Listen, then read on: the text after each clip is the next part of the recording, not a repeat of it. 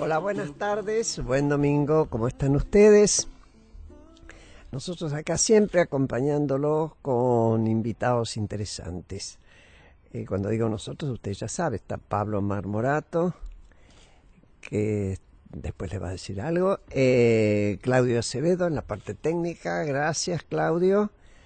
Y te escuchamos, Pablo, antes de seguir con los invitados. Graciela, como ya sabés, y todos nuestros oyentes se pueden comunicar a @porqueprograma o a nuestro mail porqueprograma@gmail.com. Y como todos los domingos nos acompaña Tenaris, productos y servicios para la industria energética mundial, invirtiendo en el desarrollo de la Argentina, su industria y su gente. Gracias. Bueno, hace un poco más de un mes el Club Político Argentino cumplió 10 años, incluso acá hemos hecho toda una entrevista a componentes suyos del club, y en esa celebración invitamos a un amigo brasileño, a Francisco Wefort, que es un reconocido cientista político brasileño, como decía, formado en la Universidad de San Pablo. Él fue uno de los que fundó el Partido de los Trabajadores, el PT, en Brasil, del cual también fue secretario general en su momento. Después dejó el Partido de los Trabajadores y se integró al equipo del presidente Fernando Henrique Cardoso como ministro de Cultura. Quien lo invitó es el actual presidente del Club Político Argentino, Vicente Palermo, que está también con nosotros. Yo voy a hacer rapidito una presentación de él porque tuvo varias veces y ya lo conocen. Él es sociólogo, es doctor en ciencias políticas, recibió en la Universidad Complutense de Madrid e investigador del CONICET. Es ensayista, articulista y escribe muy lindos cuentos. Mi amigo Tito, como le decimos. Bueno, acá estamos con el tema de la democracia. Francisco, ¿por qué? No sé en Brasil, pero acá aparece en ocasiones una aparente separación y hasta contradicción entre democracia y república. Democracia con el concepto que tiene de más igualdad, más participación, y república con lo que la caracteriza, los elementos de control y además la institucionalidad. ¿Es razonable aspirar a una democracia republicana? Yo diría que si queremos que funcione la democracia, tiene que tener instituciones estables, tiene que tener la capacidad de formar un Estado que, como dice un clásico, es el control de la violencia en la sociedad, y tiene que tener un mínimo de organización. Uh-huh.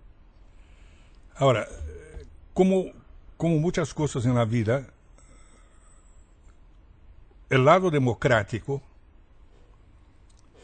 puede propender a la idea de cambio, puede propender, y es justo que lo haga, sí, a la idea de cambio, a la idea de justicia social, ¿no?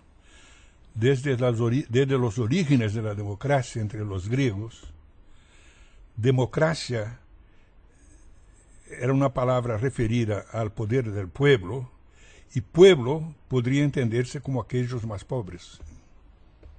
Es decir, esta ambigüedad de la democracia viene desde la partida. Uh-huh. ¿No? Pero yo creo que tanto república cuanto democracia tienen que convivir. Esta es mi concepción. Es como un ideal. ¿No? Porque yo diría lo siguiente, en Brasil hubo un tiempo en que se exaltó la idea de una dictadura republicana. Pero esto ya al empezar del siglo XX, es decir, no es una cosa... Parece recién, pero la influencia es antigua, ¿no? Que era una concepción del sur de Brasil, de que Vargas teria llevado a Brasil la concepción republicana de la gente del sur de Brasil, de la élite del sur de Brasil, de una dictadura republicana. Pero el hecho es que mismo Vargas tuvo que convivir con la democracia. Claro. Porque de alguna manera fue también un líder democrático importante en la sociedad brasileña. Ahora, en el caso de Vargas, y no quiero monopolizar, pregunten por favor ustedes cuando quieran, pero siempre me quedó esta pregunta por ignorancia seguro. Acá nosotros tuvimos a Perón, un general que crea un partido que ayudó a democratizar en tanto y en cuanto incluyó sectores de la sociedad que estaban fuera de aquellos que podíamos decir tenían espesor de ciudadanía. Casi al mismo tiempo estaba Vargas en Brasil. Acá el peronismo cobró identidad. ¿El varguismo en Brasil? Cobró identidad también en un periodo, de manera muy fuerte. Vargas fue una dictadura de 1937 a 1945 y con una influencia fascista importante en aquel entonces. Pero en el contexto de lo que era la Segunda Gran Guerra Mundial, prefirió aliarse a Estados Unidos, lo que lo hizo un demócrata. Es decir, la historia tiene circunstancias en que la gente... Vargas osciló mucho, ¿no? Tuvo muchos cambios. Es un personaje de una enorme importancia en la historia de Brasil, pero es un personaje siempre discutible, porque él fue casi todo, ¿no? Ahora, yo diría que Vargas sí fue un líder democrático en Brasil. El segundo Vargas es de un Vargas comprometido con la democracia. Sí, yo no tengo duda. Pero no sus adversarios creían que él tenía en el cuore la idea de dictadura, porque era una cosa y otra, ¿no? Sí, sí. Pero fue un líder democrático importante. Es decir, de la misma manera que Perón, yo creo personalmente, en el caso de Vargas, es el hombre que promueve la integración posible en aquel periodo histórico de la gente pobre a la democracia, lo que significa que fue también un gran manipulador de masas. Claro. ¿No? Pero era un hombre que convivía con la democracia, sin duda, al final de su vida. Sería interesante tener una opinión tuya acerca de si hay de alguna manera, ¿qué es lo que recoge el PT en su momento fundacional del varguismo como una experiencia popular? Mal que bien el varguismo fue una experiencia populista y, digamos, popular, sin duda. ¿Qué recoge el Partido de los Trabajadores en el momento? Que no recoge nada, recoge poco, recoge mucho de esa experiencia. Recoge mucho. Al empezar, el PT era contra Vargas, definitivamente contra. Es decir, rompía con Vargas, así como rompía con el Partido Comunista, con la tradición del Partido Comunista en Brasil. Sí, sí, sí. Pero en lo que camina la historia, se hizo cada vez más cercano a la tradición, tanto comunista cuanto de Vargas. ¿En qué sentido? Es decir, se acerca, porque vive los mismos dramas. Es decir, una cosa es la política cuando se hace pura oposición. Claro. Una cosa es la política cuando yo digo yo soy en contra, yo mantengo mis principios. Y la otra cosa es el momento en que yo tengo que hacer compromisos para llegar a una posición de administración. Este es el gran riesgo de la política, para todos, no solo para la izquierda, pero para todos. Cuando uno tiene que administrar, no hay presupuesto para todos. Entonces, lo que significa que hay que decidir que tanto para Mengano y tanto para Cicrano. Es decir, todas esas cosas terminan ofendiendo a los valores, ¿no? Claro. Y realmente yo creo que el PT al final se acercó mucho de la tradición de Vargas. Tanto así que un punto de honor para el PT en la partida era que el PT era contra la administración del Estado sobre la estructura sindical. Ajá. Incluso prohibía el financiamiento de la estructura sindical. Y terminó apoyando esto todo y haciendo lo que antes pregaba contra. Claro. Francisco, Bueno, no era fácil sí. con un líder sindicalista como era Lula dejar de lado a los sindicatos. Sí, bueno, es decir, nadie puede hacer cosas muy diferentes de lo que es su vida. Claro. ¿Qué continuidades y rupturas existe entre aquel populismo y esta caracterización de los últimos años que se hizo en populismos como en Argentina, para algunos por lo menos, en Argentina, en Brasil? ¿Hay alguna continuidad o ruptura entre esos dos momentos? No, en el caso de Brasil, yo creo que hay diferencias, pero hablar de ruptura es un gusto que tenemos. Pero Es un deseo. no siempre es un deseo con frecuencia, pero no siempre ocurre, ¿no? Porque yo también hablaba mucho de rupturas, etcétera, cuando empezamos el PT, Cuando éramos jóvenes. cuando éramos muy jóvenes. Éramos muy jóvenes. Digamos, seguimos siendo jóvenes, pero éramos muy jóvenes. Pero habrá mucho de ruptura, pero no es fácil. Es decir, hay algo de ruptura. Hay algo que cambia, que va cambiando. Y en esto hay rupturas.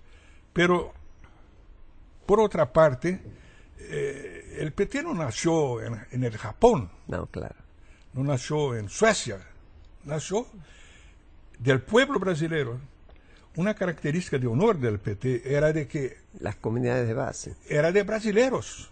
Bueno, brasileros tenemos esta carga de tradiciones. Entonces, hubo también continuidad, mucha continuidad, ¿no? Mucha continuidad. Es decir, de ahí que el dolor es más grande, ¿me entiendes? ¿Por qué? Porque uno, cuando sale con los amigos,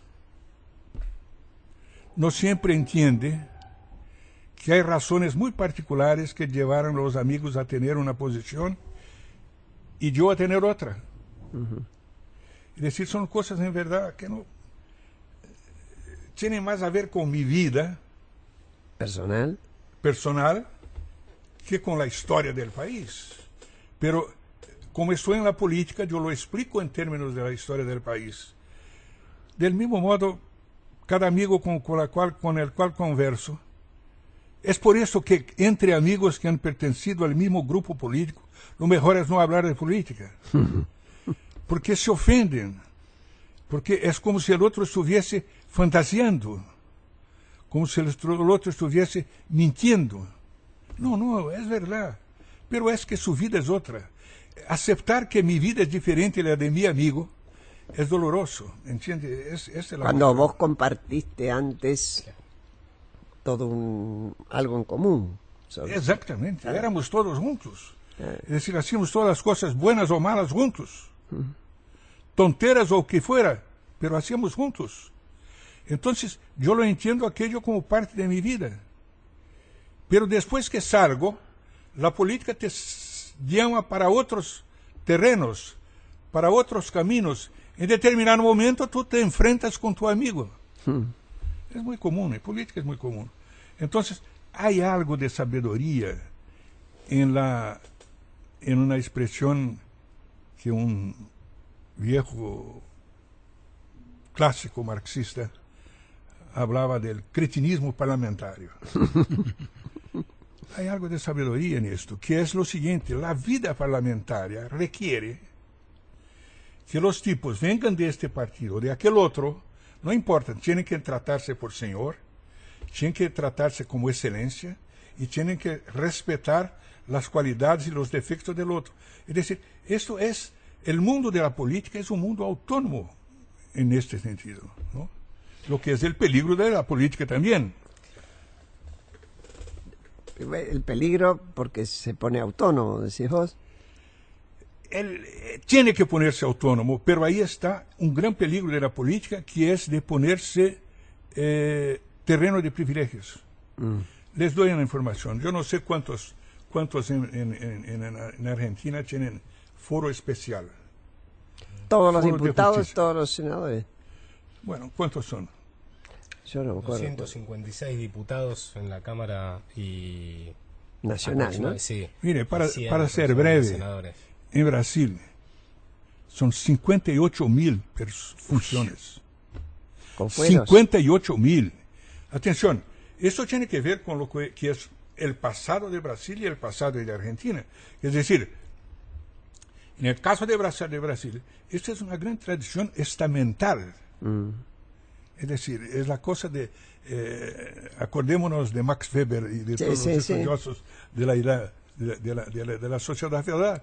Es decir, esto tiene que ver con yo pertenezco a la corporación, el estamento X, el estamento Y, etcétera, etcétera. Es decir, 58.000 personas con foro especial. Sí. Es una otra gente. Es distinto, porque, es decir, es algo diferente en el sentido de que aquí los fueros son y los foros son otros. Es decir, ahí es un fuero especial. Se tienen su propio, es como si tuviesen su propio sistema judicial, digamos, ¿no? Eso es. Y son los funcionarios. ¿Electos o designados? Sí, No, también designados. sí, muchos son funcionarios Porque, de claro, El carrera. ministro claro, designado tiene foro especial. claro. Es decir, él no puede... Y la otra cosa es lo siguiente. El lado feudal, medieval de la cosa está en lo siguiente. Visiten una cárcel. La cárcel de la gente que tiene doctorado en Brasil es una cárcel diferenciada. Es decir, mire, es desagradable hablar de este asunto, pero hay que hablar. La cárcel de los miserables y de los pobres es otra cosa. Acá Es también. mucho más violentísima. Sí, claro. Es decir, mientras que la cárcel de los doctorados tiene algunas defensas. Es decir, esto es una cosa.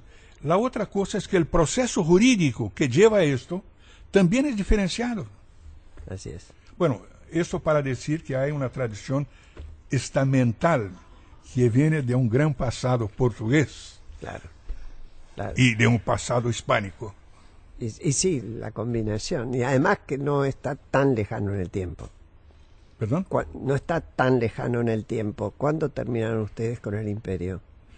1822.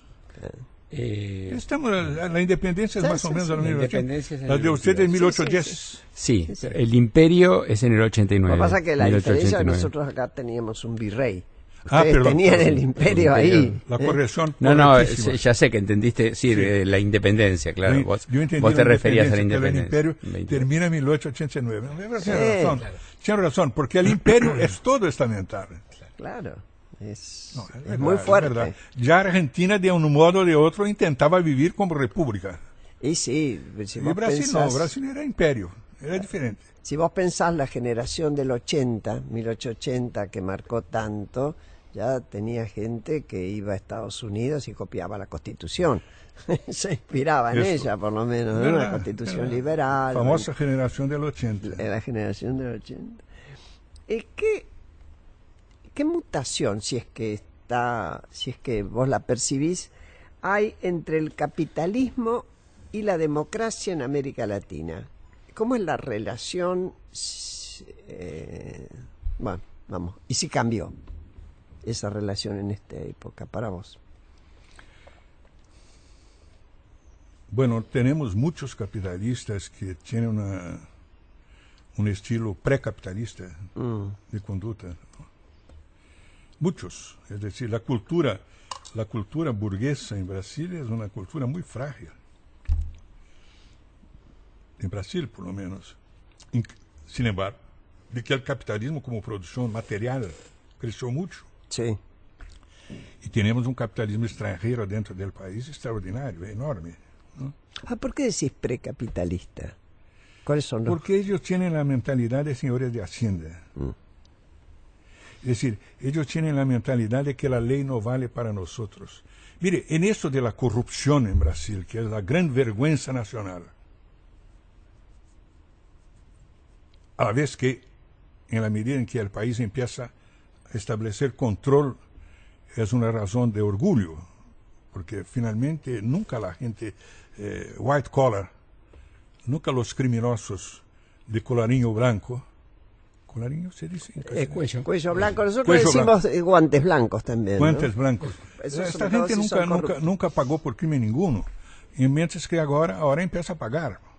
¿No? Pero, de todo modo, hay un lado de orgullo y un lado de vergüenza. ¿No? Este tipo de gentes, la corrupción no hay de un lado solamente. Hay una corrupción por el lado de políticos y de funcionarios del Estado, pero hay una otra corrupción fortísima por el lado de la Odebrecht Claro, no, del empresariado. Por o supuesto. del empresariado que va a corromper. Es decir, hay que tener los dos lados. Sí, Entonces sí. hay un señor en Brasil que es una figura personalmente muy simpática, un típico burgués liberal. Él decía, en Brasil hay capitalistas, personas que pertenecen más a la lista que al capital. ¿A la lista de qué sería, Tito? A la lista De los privilegiados, a las privilegiados. listas, A la lista de listas privilegiados. Claro. Sí, La sí, nomenclatura famosa. Claro, sí, sí, la sí, nomenclatura, sí, sí. claro. No, para que no quede Sí, confuso. No, muy bien, porque muy es- bien. Claro. Volviendo un poco atrás, me gustaría preguntarte algo más personal, porque vos fuiste ministro 8 años y nada menos que de Cultura y nada menos que de un presidente importante en Brasil, que fue Fernando Henrique. Yo creo que en América Latina, como Claro, figura, ¿eh? sí. ¿Cómo fue esa experiencia? ¿Qué dirías ahora de ese paso tan prolongado por la gestión e importante? Un segundo, queda la pregunta, vamos a una tanda y seguimos. Esta va a ser la pregunta Muy bien. que responde.